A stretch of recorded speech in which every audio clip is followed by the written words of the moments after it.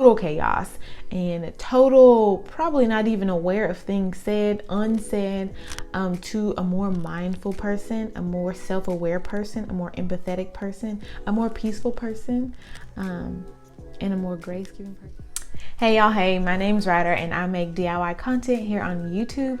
So today's video is still along those lines of DIY because you're still doing it yourself, but it's along, the topic is self-improvement. And so I come to you today not as a person that's saying, hey, I have a PhD in X, Y, and Z, and I have been able to talk to, analyze, and study all these people and all these relationships, so this is why you should listen to me.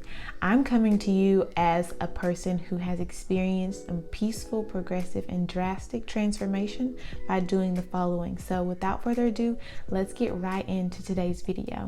So I just want to start by saying we all try to show up as our best self. And I don't want to say we all, because everyone is different. Everyone's struggling, going through their own things, and has had their own experience in life.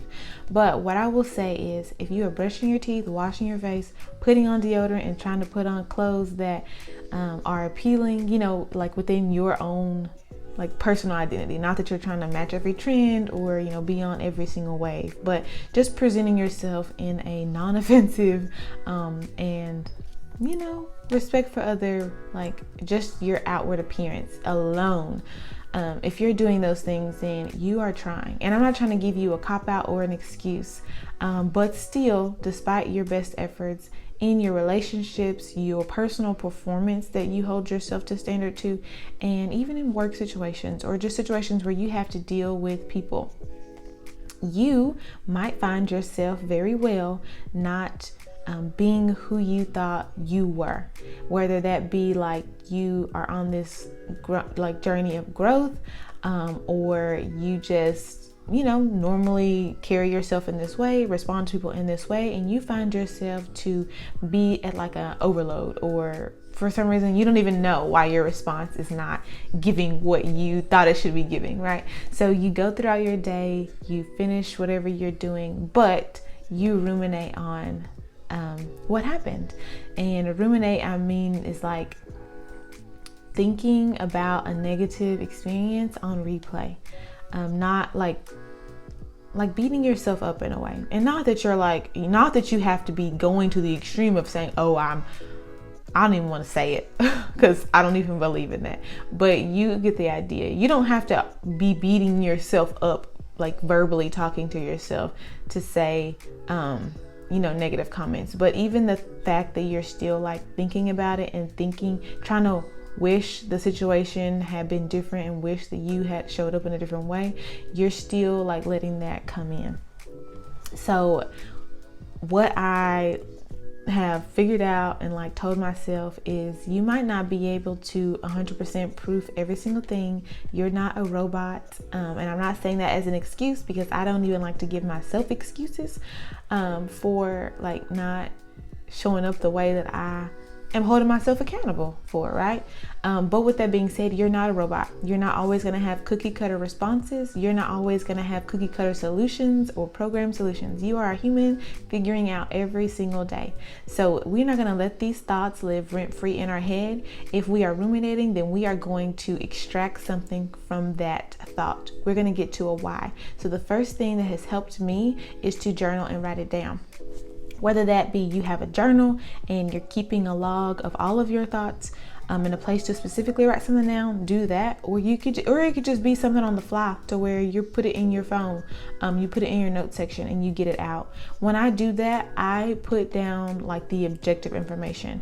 I put down the facts of what happened. So if I try not to put in what my thoughts are, how I perceive something. I just put in, if I ordered a drink from McDonald's and I ordered this type of drink, then I put that in there. I don't put in, I said, she seemed like this when I ordered the drink. No, I just put in what happened. And that first step helps to get the story out of your head. Helps to make it a little less intense. The next thing, or why I say journal, what has helped me is realizing, and you can pray about it also. You can pray and talk to God about it and then writing about it. But I shy away most of the time from trying to share the thoughts or maybe negative feedback or rumination directly with somebody. Now, if you have a therapist that you share to a week later or whatever, that's fine, because they're trying to help you problem solve it. My reason for saying this is sometimes the people that you keep close to you are similar to you. Not in every single facet, but they might have a similar response to you. They might have a similar outlook to yours. And if I'm looking for growth and I'm trying to figure out why I did something, I don't need I feel like compassion. I don't need to be coddled. I want to come to a conclusion. So I have learned not to share. Now, maybe after I've kind of dealt with it myself, but not in that initial when I'm trying to work things out. So writing it down, getting it out of your head so that you can like have more mental space. After doing that, try to take a deep breath, forgive yourself, and give yourself grace. And then in the scenario that happened, think about, as you're ruminating and letting that negative thought replay over and over, you cannot go back, but how can you move forward? What was going on at that time that you were aware of or weren't aware of? So let's say you were at work. And you try to show up as your best self every day, right? Because you brush your teeth, you put deodorant on, and you try to put your best presentable appearance forward, right? So you're trying to show up as your best self, and you consider people's feelings, and you're kind, you try not to be offensive, you try not to insert harsh or rude comments, right? But just say that you were at work and you said something not outwardly rude, but just snappy and maybe a little sarcastic, that's just not in alignment with who you normally feel like you are.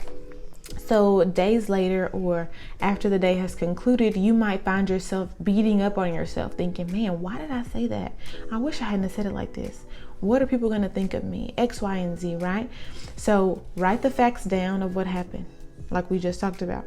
Next, you want to figure out why, or what might be a reason as to why you responded in that way, especially if it's not your normal, right? Were you stressed? Was there a lot going on? Was there a lot of noise? What was the energy like around you? And again, I'm not trying to say this to give yourself an excuse for the behavior that you feel bad about. I'm just trying to help you to maybe think about situations that may have changed your usual outcome. So for instance, say you were stressed, you were under a lot of stress. Then if you identify oh man, I said this snappy because I wasn't at my normal level of patience. I had X, Y, and Z going on.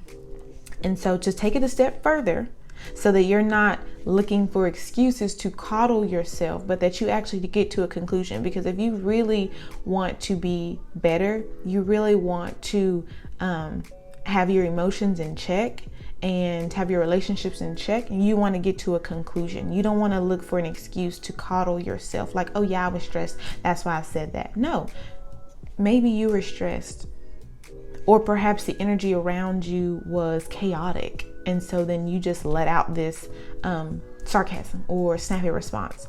So once you identify that, the next step in moving to a conclusion will be saying, how can I prevent this in the future? Not that you're going to be able to prevent 100% of everything, because you're not a robot. In every situation you are learning from, but you should be growing from it. So if you were snappy in that scenario and it was because you were stressed, then you now have something to go off of in the future. Okay, you can find a solution. So if that's the case, you can say, okay, next time someone's asking me something while I feel stressed or busy, or I've got 10 other things going on, I'm going to, insert your response. It could be, I'm going to make myself have a program response that's in a minute, or I've got a lot going on right now. Can you give me just a few moments to think about or help you, or whatever the case may be. But putting a wedge or buffer in between you and all of the demands on your time, or your mental space, and your energy. Something else you could do in that situation, and this could be something to where if you were at work or you were at home and you gave a snappy response and you're like, man, that's not how I really meant to say that. I was really stressed out and I was washing the dishes and I had dinner going on and I was thinking about 10 other things I needed to do. Say you were at home when this happened and you gave somebody in your house a snappy response. Instead of saying, oh, I was washing the dishes and I had this going on and I was thinking about this, and so that's why I said this. But you're like, you know what? I don't want to show up that way. I want to be able to handle my emotions and respect and love those around me. But I also am a human being. So the next time this presents to me like this, I don't want to be snappy or short. How can I use this situation, let it not live rent free in my head and just keep beating up on me and say, this is how I'm going to show up next time. When I feel like I'm doing X, Y, and Z, I'm going to say this. Hey, can you give me a minute? I need a minute. And then see how that works. See how giving you some space in between whatever's going on allows you to gather your thoughts before you say or do something that might make you feel like you're not showing up as your best self. I know that may kind of seem like a lot. And so just to kind of rehash or like recap on what I'm saying is, if you want to grow and heal and show up as your better self, situations are still going to happen and come against you, I believe. And you are not, and maybe cannot always prepare for every single thing that is going to happen. But what you can do is each day something does happen, take stock and like relish in and enjoy the days that you get it right, okay? But don't beat yourself up on the days that you get it wrong. And if you find yourself beating yourself up or ruminating on something or replaying a situation over and over again in your head, then it's time to write it down. Write the facts down. So journal. Keep a journal or a note or something. Try not to directly share what you're trying to figure out with someone else. And not to say that other people can't help you, and not to say that you don't want to isolate or anything like that. What I mean is, write down the facts, especially before you share, because then you might start sharing your interpretation and then your conclusion might turn into a coddle, right? That's all I'm saying. Write it down, journal it, get it out, and then learn from the situation. Give yourself love, space, and grace, especially if you know that, hey, I'm trying my best. You're not always going to get it right. Give yourself some grace. Take a deep breath. It's all relative anyways to something else. And find the lesson in it. That helps me to patch that up, like putting a jacket over a rain puddle, right? Like it helps me to cover that.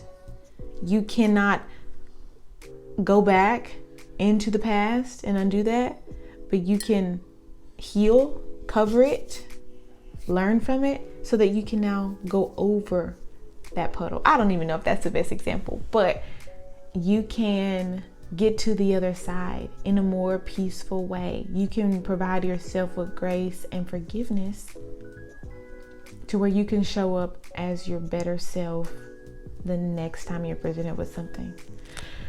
Anyways, that was a lot. Like I said, I'm not coming as someone that sounds like I'm an expert and I've done and researched all these people. What I'm saying is things that I have suggested, talked about, and mentioned have helped me to go from total chaos and total, probably not even aware of things said, unsaid, to a more mindful person, a more self-aware person, a more empathetic person, a more peaceful person, and a more grace-giving person.